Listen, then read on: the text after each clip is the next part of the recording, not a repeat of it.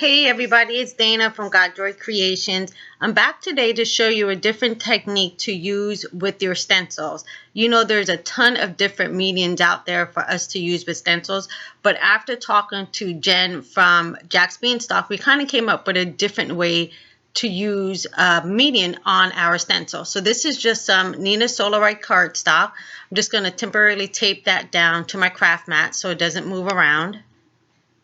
And I'm going to trim that card later, so I'm not worried about the length right now. And then the die I'm going to use is from the Crafter's Workshop. It's called Mini Squircles, which are a bunch of little squares that make up little circles. So I went ahead and grabbed some of the Post-it note strips that I always have in my stamp room. And I'm just going to temporarily tape this down. I don't want it to be shifting while I'm putting down my different medium that I'm going to use today. I think it's going to look really great because this stencil has a lot of detail. But what I'm going to do first is let me actually zoom out a little bit so I can get a little bit more in so you can see what's going on here.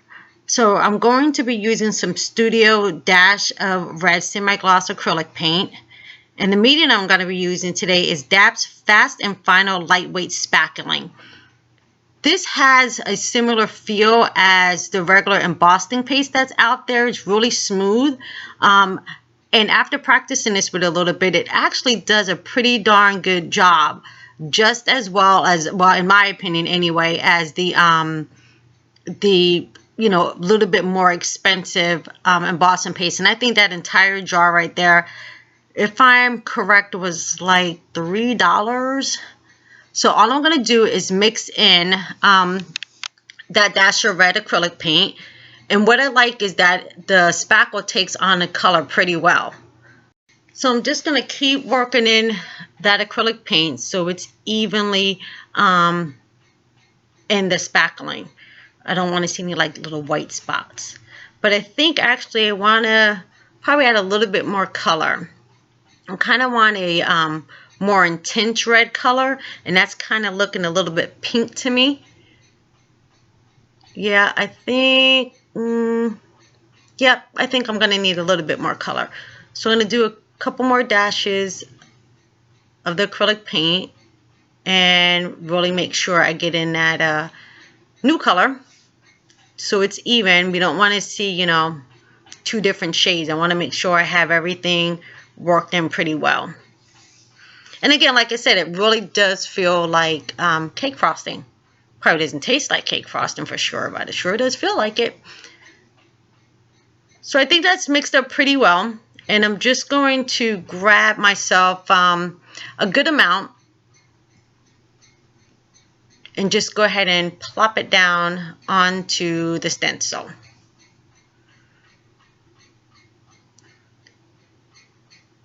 And the feel of this is really, really smooth. It's going into the stencil pretty easily. I don't really have to work too hard at this, but I want to make sure I get it all into all of those tiny little squares.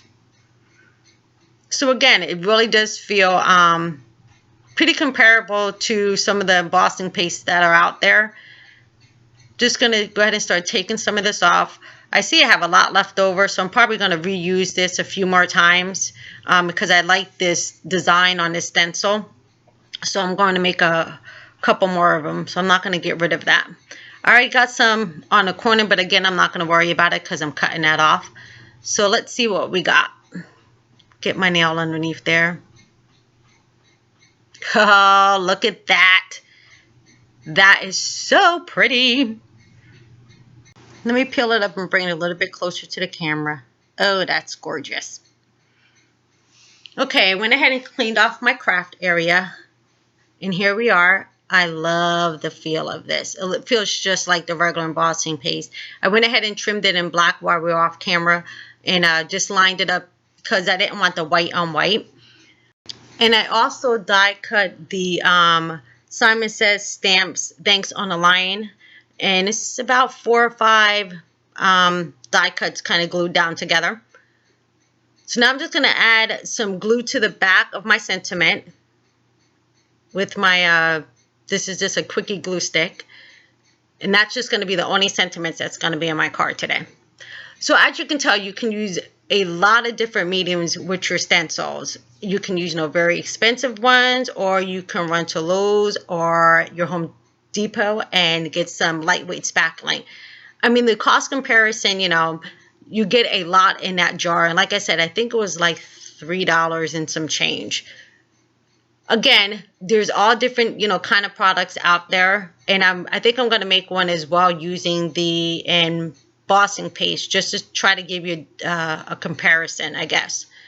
So I'm just going to finish adding the glue onto the back of the sentiment. I think just add some at the end. Let me flip that around and place that smack in the middle of the card. So I'm just gonna press it into place.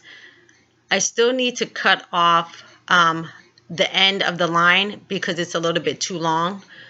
So I'm just gonna grab my scissors and go ahead and snip that off. Now it's kind of thick and my scissors aren't the sharpest. All right, let me line that back up and firmly press it into place. Alrighty, that looks good. And that is the card for today. I hope you guys enjoyed this little tutorial. Kind of made you think outside the box a little bit. And here's an example of the final card. I did place some enamel dots at the bottom. I thought it needed a little something in the corner. I want to thank you guys for stopping by today. Make sure to check out all my links. You guys have a fantastic weekend. See you soon.